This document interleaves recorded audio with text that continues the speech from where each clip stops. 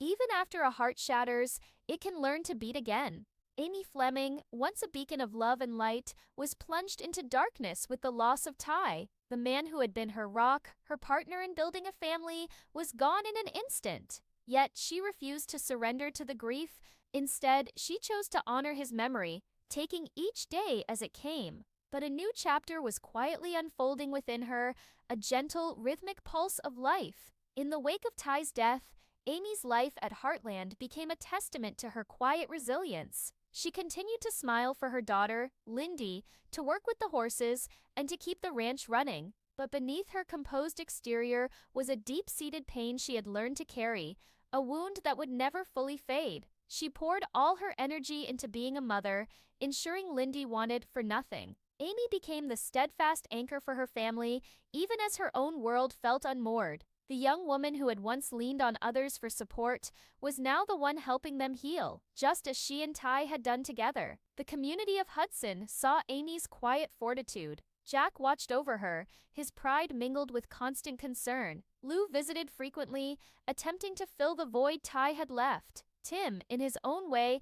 offered a stream of advice, sometimes overwhelming, but always rooted in love. Slowly, a new rhythm began to emerge in their lives. Amy's smiles became more frequent, her laughter occasionally breaking through the sorrow, and she even began to ride with the same wild freedom as before. Yet, it remained unclear if she was truly finding happiness or merely surviving for the sake of those she loved. Then, subtle shifts began to occur. Amy started spending her evenings in quiet solitude. A wistful pause would hang in the air whenever Lindy mentioned babies or fathers. She would unconsciously rest a hand on her stomach, a gentle, protective gesture, and at times, for no apparent reason, her eyes would well up with tears. At first, her family attributed it to the lingering weight of her grief, but there was something more, something new and delicate taking root within her. It was a possibility Amy hadn't yet dared to voice, even to herself. After all she had endured, could she be on the cusp of a new beginning, one that held both sorrow and joy? A new chapter that would reshape everything once more. For in her silence, a secret was growing, a soft but steady heartbeat, a baby boy. With him came the promise of a second chance. Everyone believed Amy had simply found her footing again, balancing ranch work, motherhood, and family. But for those who looked closely, the signs were there, small, quiet moments tinged with a profound depth of emotion. It wasn't what Amy said, but what she left unspoken. And for those who knew her best, her silence was more telling than any words. It began with Amy spending more time at home. She would entrust the horses to others, preferring the solitude of the house. When Jack invited her to ride with him, she would offer a gentle smile and mention she was tired. If Lou suggested a trip to town, Amy would suddenly remember chores that needed her attention. To an outsider, it seemed unremarkable, but her family noticed her quiet withdrawal. The next clue came one afternoon as Amy and Lindy sat at the kitchen table, looking through a family photo album filled with pictures of Ty. As Amy traced his face with her fingertips, her other hand came to rest on her belly, a subtle, almost unconscious gesture of protection. Jack saw it but remained silent. Another instance occurred in the barn when Caleb offered her a cup of coffee. She hesitated before politely declining, explaining that she was cutting back on caffeine. It was a simple excuse, but Caleb shot her a knowing glance. He later mentioned it to Lou, saying, "Amy's been acting different. You think she's okay?" Lou had been harboring the same concerns. Amy had been more emotional lately, crying during a family dinner. When Lindy shared a sweet memory of Ty, she had uncharacteristically snapped at Tim over a minor disagreement, only to apologize immediately, blaming it on stress. Lou considered asking her directly, but knew Amy valued her privacy. She would share what she was going through when she was ready. The most significant clue emerged one morning, when Katie, after a walk with Amy by the lake, shared something with Lou. She said that Amy had looked at the sky and whispered, "Maybe life can surprise us again." Those words lingered in Lou's mind, their meaning just out of reach, yet she sensed that Amy was holding on to something significant. As season 19 unfolds, the camera focuses more on Amy's contemplative expressions. Her hands often find their way to her belly when she thinks no one is watching. Her smiles are softer, imbued with a new layer of emotion. When she looks at Lindy, it's as if she's holding both the past and the future in her gaze. The clues are all there. Could Amy truly be expecting another child? Could this be a new beginning for her? A baby, not to replace what was lost, but as a reminder that love has a way of returning. In her soft glances, quiet pauses, and the protective way she touches her stomach, the truth becomes clear. Amy's silence is not one of emptiness, but one teeming with life. The revelation didn't come with a grand announcement. It arrived quietly, powerfully in true Amy fashion. The truth had been building for weeks, visible in her eyes, her silence, and the gentle way she cradled her belly when she thought she was alone. But the time for secrets was over. Amy was in the loft, sunlight streaming through the old wooden slats. When Jack came to check on her, he found her standing still, her hands folded over her belly, guarding something precious. "You all right, kiddo?" he asked gently. Amy's eyes filled with tears, not of sorrow but of a complex mix of joy,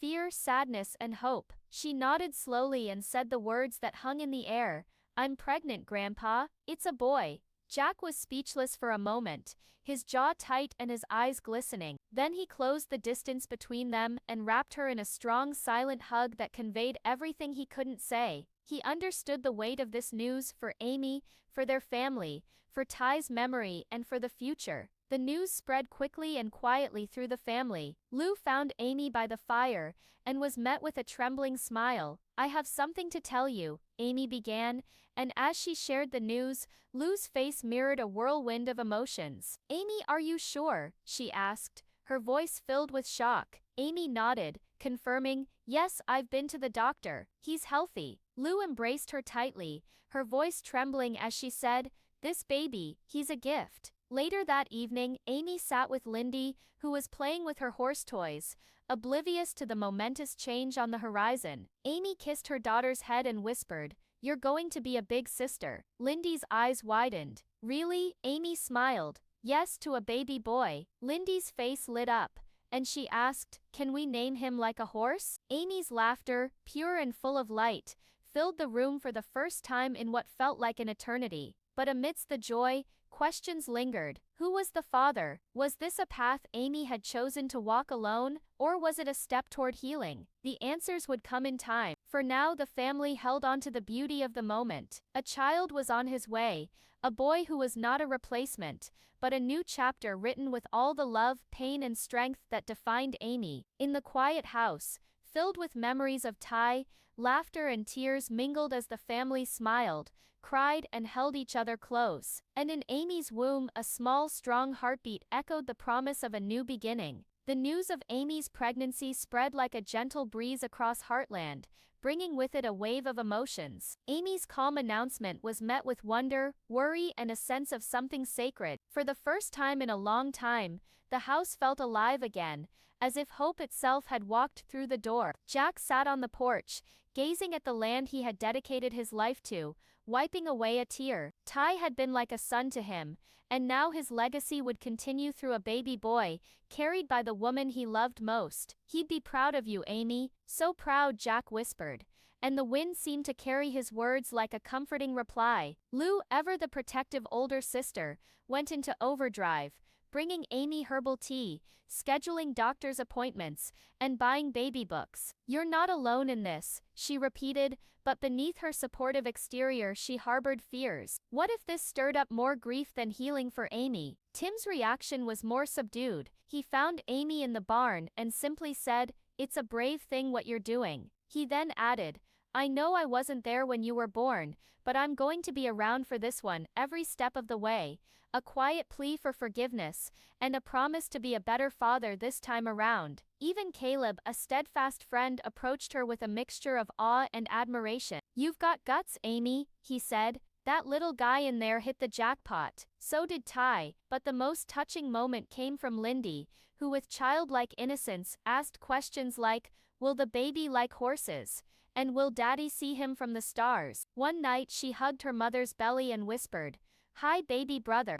I'm your big sister. I'll take care of you." It was then that Amy cried, not from sadness, but from a profound sense of rightness, as if the broken pieces of her life were finally coming together in a new beautiful way. Amidst the joy and anticipation, One question remained unspoken: who is the father? Amy had not offered any explanation, and her silence was deafening. While everyone was curious, they respected her privacy. Amy carried herself with a quiet strength, her growing belly a testament to the new life she was nurturing. There was no shame or fear in her eyes, only a sense of peace that suggested a choice made for herself. Some speculated that Amy had chosen to become a mother on her own terms, a way to honor Ty's memory by raising another child out of love, not grief. Lou, though puzzled, supported this idea, believing Amy had the strength to raise two children on her own. Others whispered the name of Finn, the man who had been a source of comfort for Amy during her healing journey. They had shared a connection,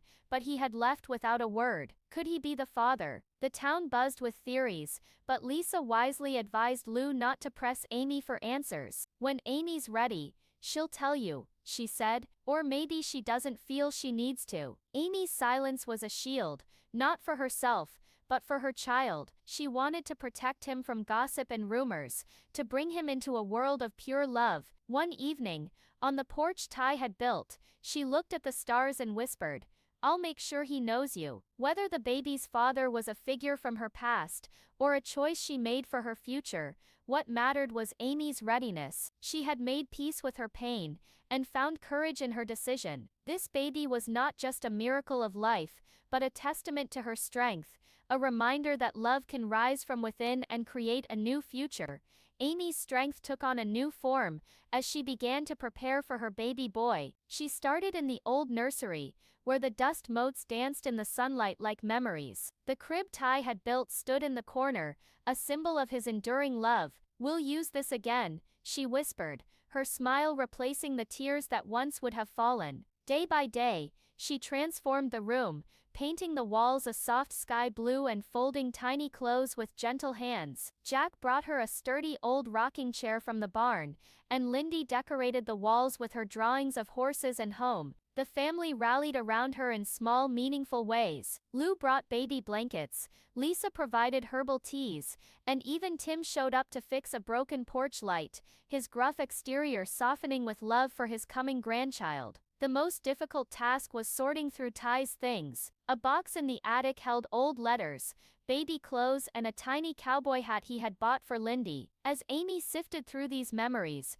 she found not pain, but peace. Ty was still with her, in her heart, and now in the baby who would carry his spirit forward. The horses in the barn seemed to understand too. Spartan, her ever-watchful guardian, would nudge her hand when she rested it on her belly, as if to say, "I know." As night fell, Amy would sit by the fire, dreaming of the life growing inside her. She didn't have all the answers, but she knew one thing for certain: this child was coming into a world overflowing with love. A woman who had been broken had healed, and now something new was blooming, small, strong, and full of light. One calm evening, as the sun set, Amy stood outside the barn, a tiny blanket in her hand. This was the place where her story with Ty had begun, and now it was where she stood, alone but not empty, a mother carrying a second chance. The cracks in her heart had softened, and love was growing around them. A new story was beginning, a continuation of the love that had defined her life. Jack and Lisa watched from the porch, their smiles speaking volumes. Lou was inside with Lindy, and Tim leaned against the fence, his heart full. A sense of peace, born from surviving a storm, settled over Heartland. Amy looked up at the stars, at the one she liked to think of as Ty, and whispered, "You'd love him, he's already so strong." The nursery was ready, a cozy haven filled with love and warmth. Though Ty hadn't built this room, his spirit was in every detail. This was more than a new season for Heartland. It was the start of a new legacy, a child who would grow up surrounded by stories of his father's love. Amy no longer feared the unknown. She had faced loss, loneliness, and now motherhood with unwavering courage. This baby was a gift to everyone who had been a part of her journey. As night fell, Amy walked back to the house, her steps light and her heart steady. A chapter had ended, but a new one, beginning with a heartbeat, had just begun.